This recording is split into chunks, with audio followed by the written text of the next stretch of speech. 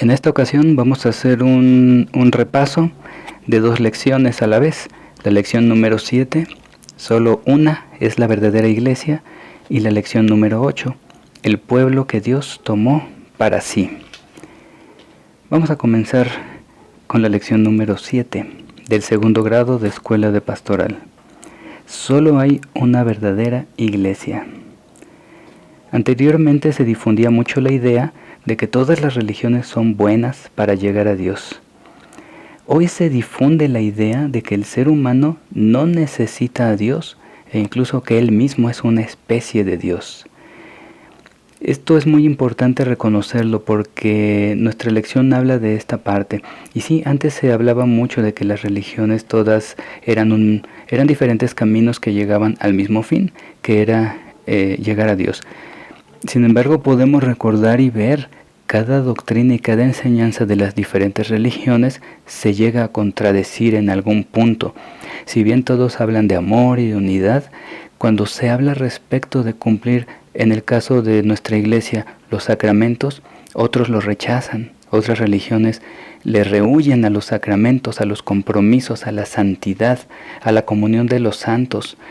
Entonces, eso se difundía antes mucho, pero hoy se difunde tristemente, aún más fuerte que aquella otra idea, que el ser humano no necesita a Dios.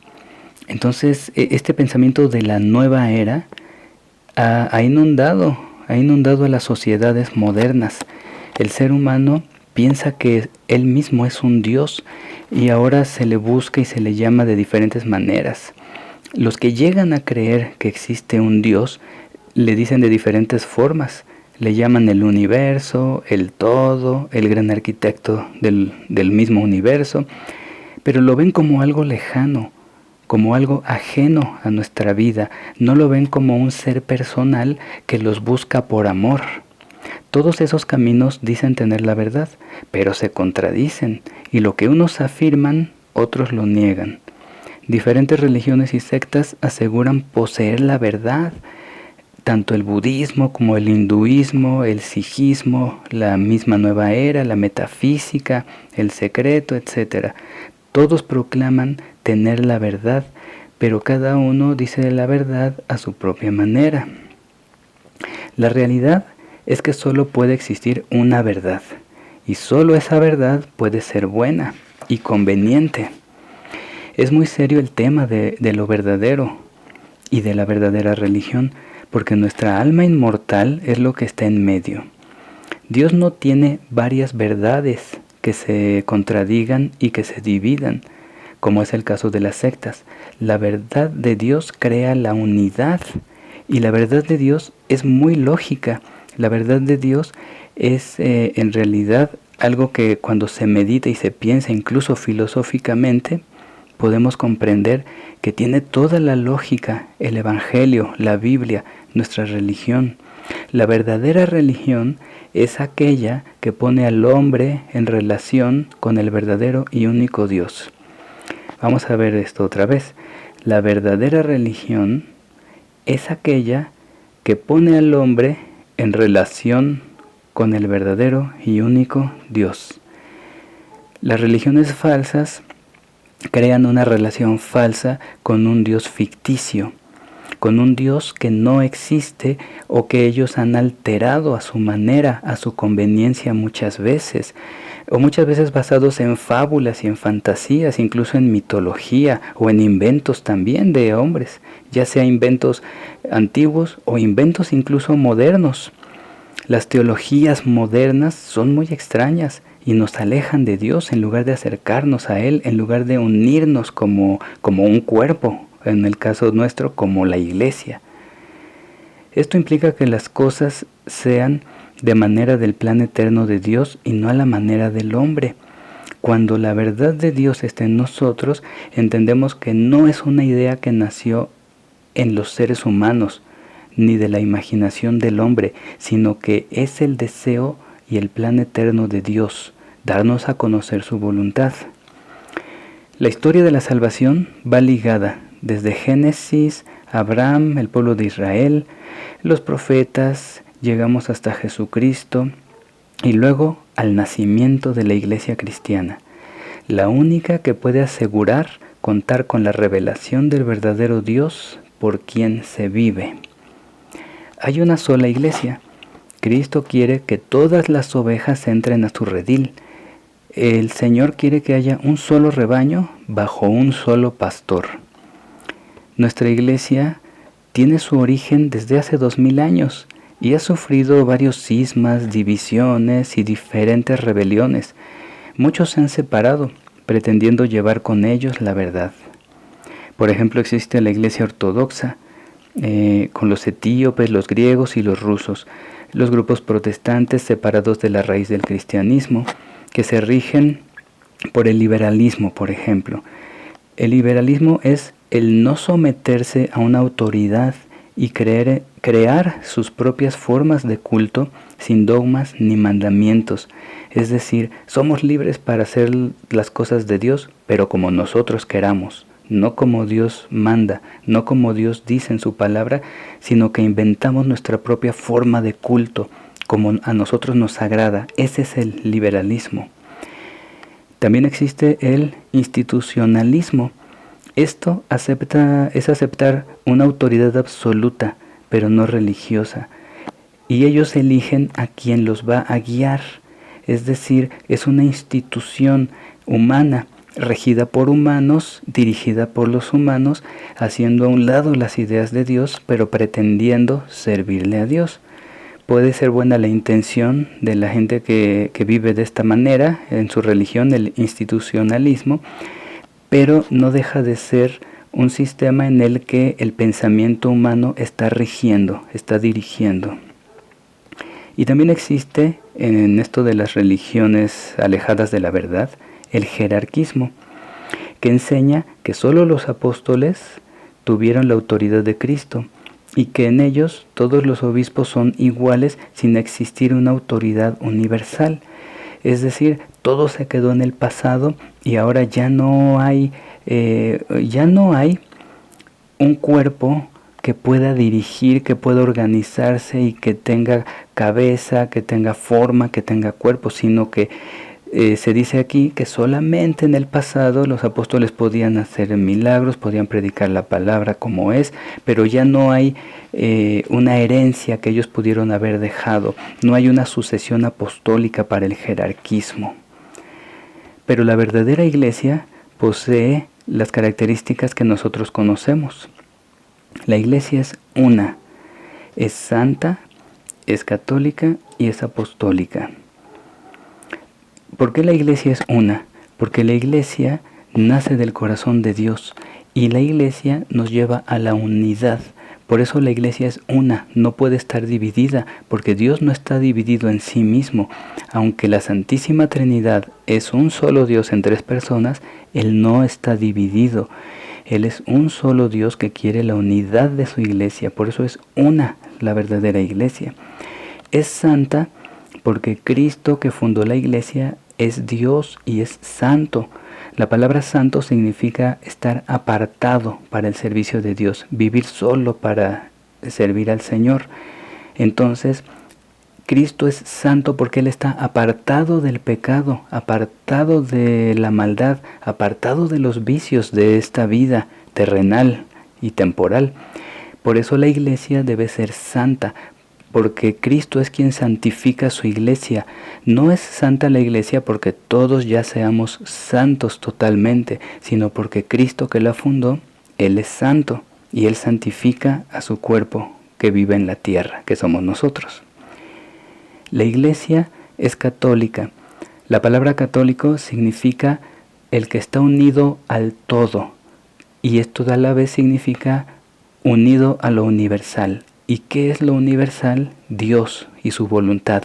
Dios el creador de todas las cosas, el creador de los cielos y de la tierra, del universo, de lo visible y de lo invisible. Entonces la Iglesia es católica porque es universal y le pertenece al que es todo, que es Dios. Y a la vez es universal porque recibe a todos los que quieran venir a Jesucristo, todos los que quieran ser parte del cuerpo de Dios, todos los que se arrepienten de sus pecados y conscientemente le entregan su vida al Señor y viven para Él, forman parte de la universalidad de la Iglesia verdadera, que es católica. Y es apostólica porque está fundada sobre la enseñanza de los apóstoles, sobre todo aquello que Cristo mismo les enseñó a ellos y que ellos mismos en una sucesión apostólica dejaron como enseñanza a sus mismos sucesores, a los obispos, que a su vez se la heredaron a otros y a otros. Por eso tenemos a los padres de la Iglesia, tenemos aún esos escritos que son de los discípulos de los apóstoles de Cristo. Por eso es apostólica la Iglesia, porque está fundada a la fidelidad de la enseñanza de Cristo a sus primeros apóstoles. En nuestra Iglesia hay un orden y hay una autoridad que Cristo ha dejado, delegada a todos sus servidores. La Biblia da testimonio del orden de la Iglesia, que está presidida por Pedro, a quien se sujetaban los apóstoles, y a la vez todos los demás discípulos y servidores, los obispos, etc., venían a Pedro para todos los asuntos que tenían que ver con la Iglesia. También hubo un concilio que está escrito en la Biblia, el concilio de Jerusalén, donde se estaban poniendo de acuerdo en cómo iban a predicar la palabra y a enseñar tanto a gentiles como a judíos. Entonces Pedro estaba ahí presente. Él es la cabeza visible de la Iglesia. La cabeza es Jesucristo, pero Él dejó delegada una autoridad para que haya un orden, para que precisamente no cada quien haga lo que quiera, como las sectas, como lo que veíamos anteriormente. La Iglesia tiene un orden y una organización temporal que administra bajo la inspiración del Espíritu Santo las verdades de Dios Padre eterno. La verdadera Iglesia no debe ser vista solo como una organización, sino como un organismo viviente, como una vida verdadera que está presente en la tierra, la vida de Jesucristo nuestro Señor. Es muy importante todos estos datos, porque así podemos entender que hay una Iglesia verdadera, que no puede estar dividida en sí misma, aunque ha sufrido esas divisiones. Muchos han apostatado de la fe, es decir, han abandonado la fe original para buscar vivir las cosas de Dios a su propia manera. Y esa no es la verdad. Esa es rebeldía en sí. La Iglesia Católica existe desde el principio de los tiempos apostólicos. Cristo dejó esta Iglesia desde hace 2000 años y ha sufrido muchas divisiones a lo largo de la historia, pero ha permanecido por la promesa de Cristo cuando dijo: y las puertas del infierno no destruirán a esta Iglesia. Y así ha sido, aunque ha sufrido mucho la Iglesia a lo largo de la historia y aún en el presente, aquí seguimos. Gracias a Dios, y por la gracia de Cristo es que está aquí la Iglesia, y por la presencia del Espíritu Santo. Entonces es muy importante que nosotros entendamos estas verdades para que podamos hablar con amor a los demás. También el por qué existe solo una iglesia verdadera y no muchas iglesias. También decía un sacerdote, el padre Javier Olivera, de Argentina, él comenta que Cristo no puede tener varias esposas, sino solo una. Si no, estaría contradiciendo su mandamiento de fidelidad, así como un hombre casado, tal vez pueda haber muchas mujeres que se parezcan a su esposa, pero no son su esposa. Tiene una solamente, que es la auténtica y genuina. Así el cuerpo de Cristo solo puede ser uno, solo puede existir una esposa de Cristo. No puede tener muchas que estén divididas y peleadas unas con otras. El Señor es fiel a sus promesas y tiene una iglesia. Ahora, cuando un católico ve errores en la iglesia, incluso pecados en la iglesia, hasta de mismos sacerdotes, de laicos, de fieles, de obispos, porque es la verdad y la realidad es que la iglesia sigue sufriendo y está hecha de pecadores arrepentidos, que nos convertimos cada día, que cada día buscamos mayormente ser fieles a Dios, buscarlo con todo nuestro corazón. Pero cuando vemos pecado y maldad, hay muchos católicos que huyen y se escapan de la iglesia decepcionados. Pero esto no debe ser así. Cuando nosotros vemos problemas y vemos situaciones, debemos reconocer que no es esa la esencia de la iglesia, sino precisamente que la iglesia es santa porque Cristo la santifica. Y aun con errores, nosotros no nos escapamos de nuestra familia porque veamos algo malo a veces en nuestros hijos, porque nos desobedezcan, porque nuestros padres nos lleguen a decepcionar por alguna cuestión. Nadie es perfecto, no debemos exigir esa perfección de la iglesia, pero personalmente cada uno de nosotros debemos buscar la perfección en Cristo. Y debemos permanecer en la iglesia precisamente porque Cristo quiere mantener esa unidad a pesar de todo lo que podamos ver. No debemos escaparnos porque precisamente eso es lo que hizo Martín Lutero en este sentido. Él creyó que lo que él veía constituía a toda la iglesia y no quiso darse cuenta que era solamente quizás unas partes, que tal vez tenía razón en algunas cuestiones, la iglesia a lo mejor hizo mal algunas cosas, pero él, en lugar de luchar por la iglesia y por la unidad, en lugar de amar, perdonar y buscar la reconciliación de lo que hubiera estado mal en ese momento en la iglesia, él decidió escaparse e inventar su propia forma de culto, desechar los sacramentos, desechar la Eucaristía, y no debe ser así. Nosotros, cuando vemos errores, debemos orar y pedirle a Dios, debemos rezar por la iglesia, por la unidad, por aquellos que han fallado, cuando también nosotros mismos fallamos. Entonces es cuando la iglesia se convierte en universal, es cuando la iglesia realmente vive su catolicidad, su catolicismo.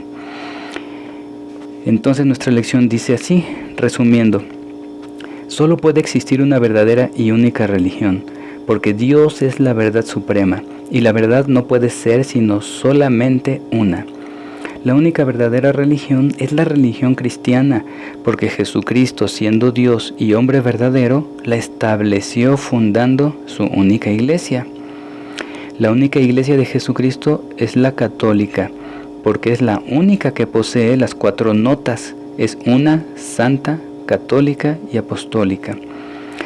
La Iglesia Católica es también llamada romana porque su cabeza visible es el Papa, obispo de la ciudad de Roma. Es importante aquí también señalar que estas notas de la Iglesia, que es una, santa, católica y apostólica, definen la verdad de Cristo en sí mismo. ¿Sí? La iglesia fundada por Cristo debe contener estas notas, porque si no es universal, no es de Dios, porque entonces no estaría el amor de Dios presente para recibir a todos aquellos, a buenos y a malos. Como Jesús mismo dijo, Dios hace llover sobre justos e injustos, y el Señor no vino solo por sanos, sino principalmente por los pecadores, por los enfermos. Entonces estas notas es importante tenerlas presentes. Y bueno, damos gracias a Dios por todo esto. Esta lección tiene mucho que dar, nos da mucho que pensar y nos hace entender aún más para que podamos permanecer en la unidad de Cristo. Eso en cuanto a la lección número 7. Solo una es la verdadera iglesia. Ahora vamos a revisar la lección número 8, que habla del pueblo que Dios tomó para sí.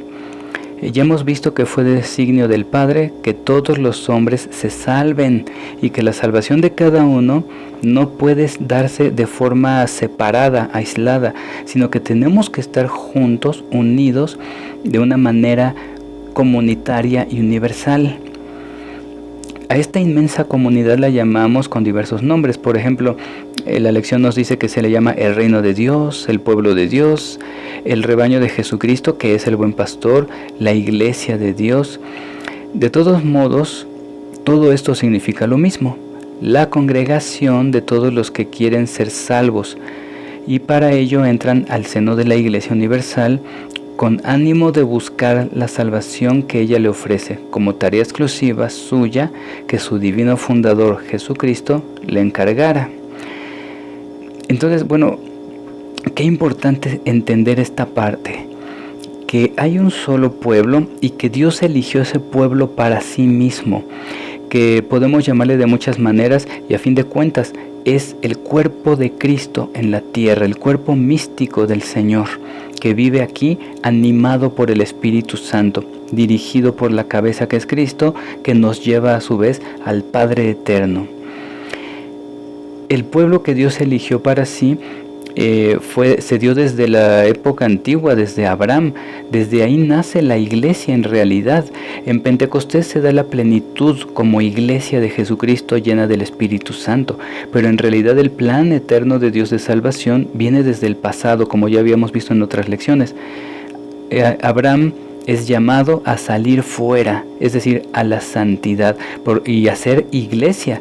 Cuando sale Abraham fuera de su pueblo, Ur de los Caldeos, entonces él ya se puede decir que es una iglesia, porque eso significa la palabra iglesia también, los que son llamados fuera, santos, los que son separados y apartados. Entonces ya es una iglesia santa que comienza de esa manera, porque Dios elige a Abraham, después funda el pueblo de Israel también, y le da ciertas tareas, mandamientos, promesas también, como hemos visto, como ya lo sabemos por otras lecciones. La promesa se cumple en la iglesia de Jesucristo. Entonces, Dios es un Dios de alianzas y de pactos.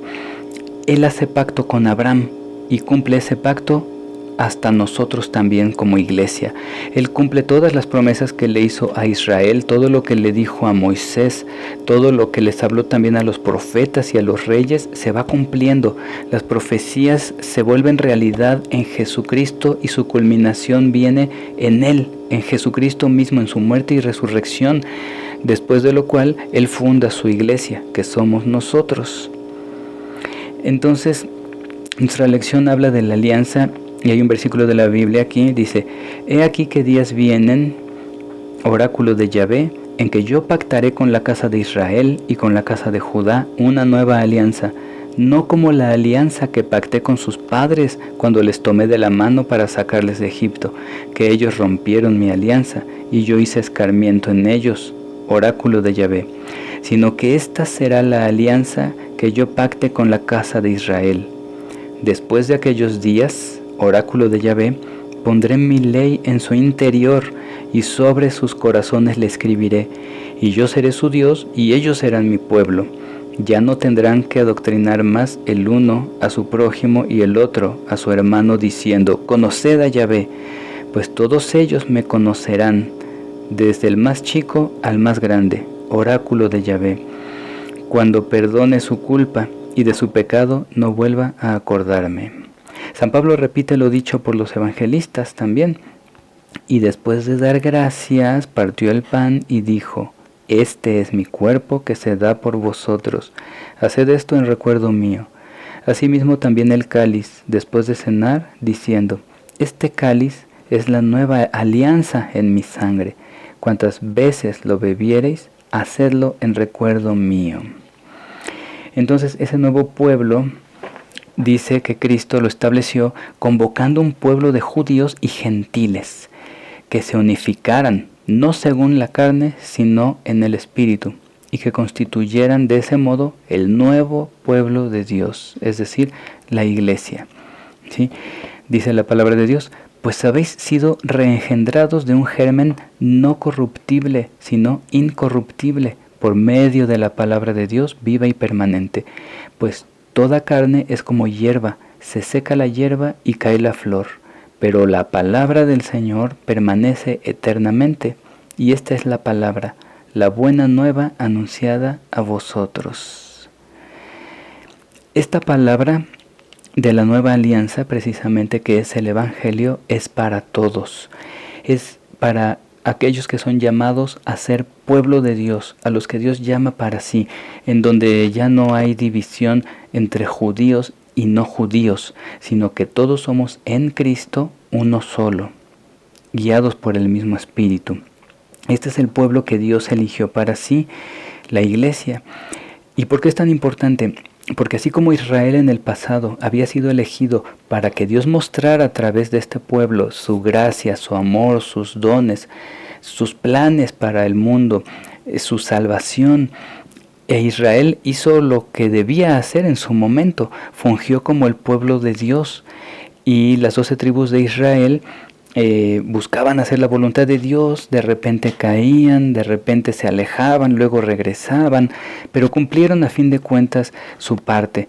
Por ejemplo, tenemos todas esas figuras como el tabernáculo de Moisés en el desierto, el tabernáculo de David donde estaba la presencia real de Dios, que después se cumple ya en el Nuevo Testamento y donde también entendemos que nosotros somos templos del Espíritu Santo. Todas esas cosas del antiguo pacto se cumplen ahora. Por ejemplo, la cena de la Pascua, el cordero, el sacrificio, la sangre puesta en los dinteles de las puertas de los israelitas en Egipto para salvación, el paso por el Mar Rojo, la Pascua, todo eso se cumple en Cristo cuando Él muere también en la Pascua, cuando Él se convierte en nuestra liberación del pecado y del mundo y de la maldad. Entonces, eso nos constituye en un pueblo que viene desde Abraham hasta hoy, el pueblo que Dios eligió para Él mismo. Nosotros necesitamos saber y entender que este nuevo pueblo de Dios es único en el universo, por su origen, por su fin, por su esencia, por su permanencia. Y esto nos lo declara San Pedro en su misma primera carta. Dice, pero vosotros sois linaje elegido, sacerdocio real, nación santa, pueblo adquirido, para anunciar las alabanzas de aquel que os ha llamado de las tinieblas a su admirable luz. Vosotros que en un tiempo no erais pueblo y que ahora sois pueblo de Dios, de los que antes no se tuvo compasión, pero ahora son compadecidos. Bueno, ahora hay que analizar estos elementos que dice Pedro en esta palabra. Es muy importante. Somos un linaje elegido, escogidos por Dios. ¿Por qué?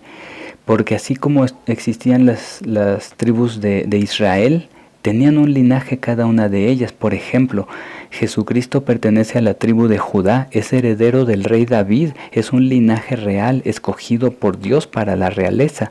Así nosotros somos elegidos ahora en Cristo. Dice nuestra lección, el tiempo de gracia en que nos ha tocado nacer y vivir por concesión divina, nos impide a veces contemplar las maravillas de esa elección que se ha realizado en cada uno de nosotros. Pero en realidad es algo muy grande. Por eso el cristiano debe vivir consagrado a Dios, porque Él nos ha sacado de la inmundicia de este mundo para ser un linaje escogido, para ser parte de Cristo mismo, para ser santos como Él es santo. Nosotros debemos ser santos como Él. Dice nuestra lección, hoy nos parece muy natural, casi automático que un recién nacido ingrese a la iglesia al recibir el bautismo. Y no nos damos cuenta de la elección de Cristo porque generalmente todos somos elegidos en nuestros ambientes cristianos y no alcanzamos a mirar más allá, donde aún no alcanza el cristianismo su crecimiento, en los países de infieles, y entonces sí que podríamos ahí contemplar aún ahora la maravilla de la elección. Todavía es válida la frase del Señor, no me han elegido ustedes a mí, sino que yo los he elegido a ustedes. Por ahí alguna vez vi un especial de televisión donde se veía precisamente la Iglesia Católica en un país donde es una minoría el catolicismo y la mayoría es hinduismo. Y ahí podemos ver cómo ellos valoran el bautismo, cómo ellos valoran el ser elegidos de Dios, el tener un linaje santo en Jesucristo. A veces nosotros no nos damos cuenta porque nuestra sociedad en sí, aunque muchas veces no en la práctica, pero bueno, en esta sociedad se dice que es una sociedad cristiana, que tiene los valores del Evangelio, aunque no se vivan realmente, pero como no existe una persecución, no existe una iglesia pequeña, por decir así, por todos lados están los templos, podemos ir a misa, no llegamos a valorar que somos un linaje elegido, pero lo somos.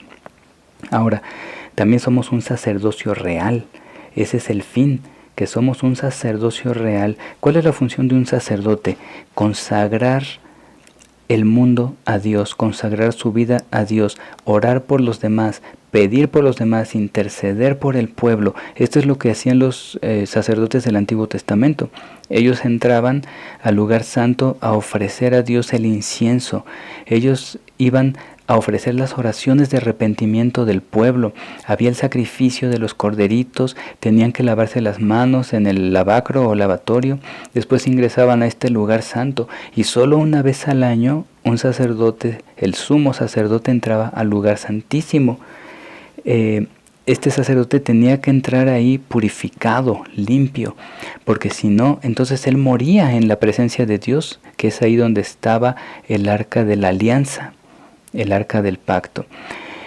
Entonces, nosotros debemos entender que Cristo nos hace entrar a ese sacerdocio real, ser partícipes de una consagración, pero también de una responsabilidad de pedir por este mundo, de consagrar este mundo a Cristo en nosotros, en nuestra obediencia, en nuestra santidad, en nuestra fe. Ese sacerdocio es para todos, ese es para los laicos, para todos los bautizados. En este aspecto nosotros necesitamos ejercer ese sacerdocio real que es común para todos, aunque también existe el sacerdocio ministerial, que ya es el llamado especial que Dios hace a aquellos que reciben la sucesión apostólica para consagrar, para celebrar la misa, etc. Dice también nuestra lección: por su esencia somos una nación santa. Ese linaje escogido, esa función de consagrar todas las cosas a la mayor gloria de Dios, solo es realizable por quienes viven cerca de Dios, los que aspiran a imitar al Padre, los que luchan por corregir sus malas tendencias y comienzan en sí mismos a consagrar todas las cosas. Son los que han entendido que el reino de Dios no se mide por distancias, por kilómetros cuadrados como los reinos de este mundo, sino por hombres en quienes se ha realizado la conversión a Dios. Cuando un hombre se ha convertido, el reino de Dios ha crecido. Cuando un hombre ha olvidado a Dios, el reino de Dios, la nación santa, ha disminuido. Y también dice nuestra lección que somos un pueblo adquirido por su permanencia. El designio del Padre para que se realizara la salvación convierte el plan salvífico en algo divino y por tanto es permanente.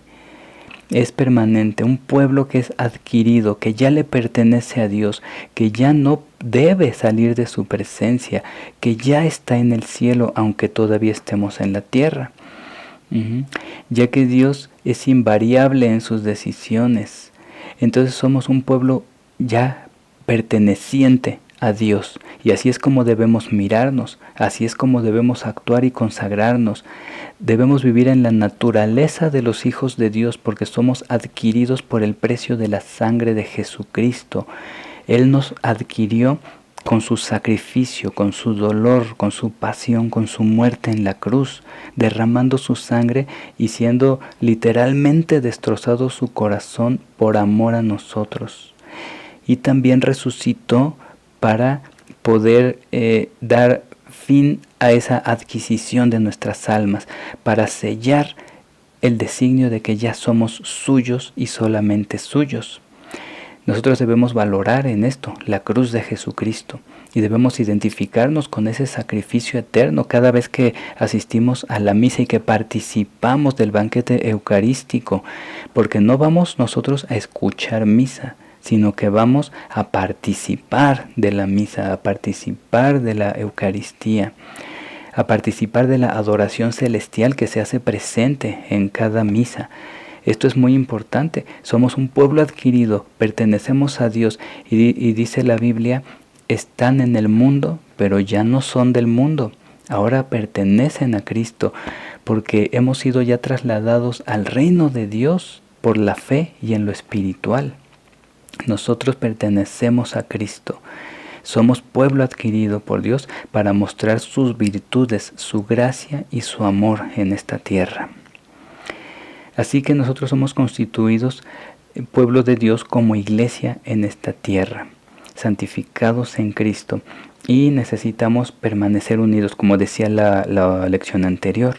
Necesitamos ser una iglesia unida en el amor de Cristo, siempre buscando realizar los planes de Dios para nuestra vida. Es muy importante que entendamos eso, porque la labor de conversión y de cambio que comenzó a realizar la Iglesia en el mundo apareció al principio en forma apenas perceptible, pero efectiva. a grado tal que 300 años alcanzó a transformar todo el imperio romano. A lo largo del tiempo que nació la Iglesia, hacia aproximadamente 300 años adelante, la influencia del Evangelio cambió a Roma, sus costumbres, pero sobre todo su pensamiento. Y el Señor empezó a hacer su voluntad a pesar de las persecuciones, a pesar de tantos mártires que hubo al principio del nacimiento de la Iglesia. Dios siempre hizo su voluntad y extendió su reino a partir de Roma y hacia adelante a todas las naciones. Él siguió adquiriendo, eligiendo un pueblo para sí mismo, que eso es muy importante, porque así se llama la lección, el pueblo que Dios eligió o tomó para sí mismo. Es decir, no tomó un pueblo para dividirlo y para decir hay muchos caminos, no, sino que lo tomó y dejó mandamientos y dejó un camino para que lo sigamos nosotros. Y cuando pensamos en ese camino, en lo que es la iglesia, en su estructura, organización, nos damos cuenta que esto es divino, que esto no es humano, que no es una invención de personas, de hombres en esta tierra, sino que todo eso tiene el sello característico de Dios y del Espíritu Santo. Así que necesitamos participar de este pueblo, con Jesucristo a la cabeza, entendiendo su pasión, su muerte en la cruz, su resurrección, ya que el discípulo no es mayor que su maestro y ha de acompañarle a su pasión si quiere acompañarle en su gloria. Aún así, la fortaleza del Señor está con nosotros, porque dice así la Biblia: yo os aseguro que lloraréis y os lamentaréis, y el mundo se alegrará. Estaréis tristes, pero vuestra tristeza se convertirá en gozo. Así que somos un pueblo adquirido por Dios, somos un pueblo que Él eligió, y el mismo Espíritu Santo es el que nos llama a la conversión para ingresar a este reino de Dios, a esta iglesia, a este pueblo santo, que ya no está dividido por razas o por diferentes tribus, naciones, sino que Dios toma de todas las naciones del mundo para hacer un solo pueblo adquirido, que Él quiere que esté en su reino para siempre con Él. Esta lección ha tenido como objetivo exponer al alumno el nuevo pueblo de Dios en su esencia, en su finalidad, en su forma de comportarse ante el mundo y de cumplir su misión. La importancia de conocer todo esto estriba en que conocer este pueblo es conocer a la iglesia, entenderla y amarla. Porque nosotros no podemos ser iglesia de Cristo sin obedecer a Cristo en toda su esencia, en todos sus mandamientos, en todo lo que Él nos dejó.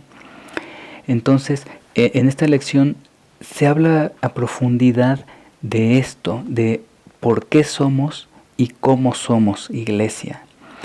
Necesitamos comprender en nuestro corazón precisamente todas estas cosas para vivir la realidad del cristianismo. Es decir, esta lección nos lleva mucho a la práctica, a entender que somos un sacerdocio, por ejemplo, que debemos interceder, orar por los demás, incluso, primero que nada, servirle a Dios, adorar a Dios como lo hacían los sacerdotes del Antiguo Testamento en el tabernáculo. Nosotros necesitamos servir al Señor también amando a nuestro prójimo, y esa es la esencia del sacerdocio. Nosotros necesitamos saber que Dios nos ha adquirido con la sangre de Cristo, que Dios tiene un solo Hijo, que es Jesucristo nuestro Señor, pero que nosotros somos adoptados como hijos del Padre en Jesucristo, por la gracia de Cristo, por el amor de Cristo, por la fe en Él, en su sacrificio eterno.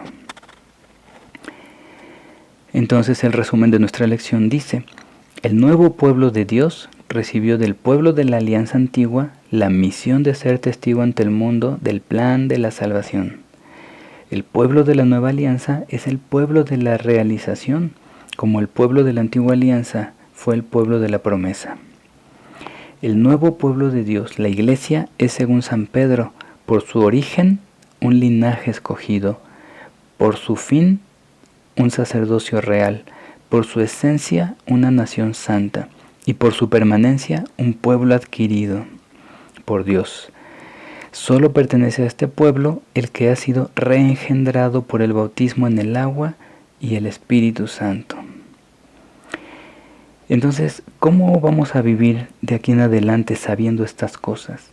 Debemos vivir plenamente, siendo miembros del nuevo pueblo de Dios, atestiguando ante el mundo la presencia salvífica de la Iglesia que nos da el mensaje de Cristo, y tratando que los demás vean un testimonio vivo en nosotros, que no sea un testimonio ficticio, que no sea una actuación, sino que vivamos la naturaleza nueva del Hijo de Dios en nuestro corazón, que vivamos la naturaleza de la santidad, que ya no nos identifiquemos con este mundo y entonces podremos vivir en realidad reflejando a Cristo en todas nuestras acciones, obras, incluso en nuestros pensamientos más íntimos y personales, es donde se conoce si realmente somos de Cristo o no. Entonces pidamos la gracia del Señor para que podamos ser útiles en este mundo como iglesia, tanto para la iglesia como para aquellos que aún no están dentro del cuerpo místico de Jesucristo. Damos gracias a Dios por estas lecciones, porque todo esto nos enseña el camino de nuestro Dios. Todo esto nos enseña incluso la comunión de los santos y que somos parte de esa iglesia que vive desde el principio de los tiempos. Damos gracias a Dios por esta lección. Ponemos en sus manos esta resolución y que en nosotros se haga su voluntad siempre. Que así sea.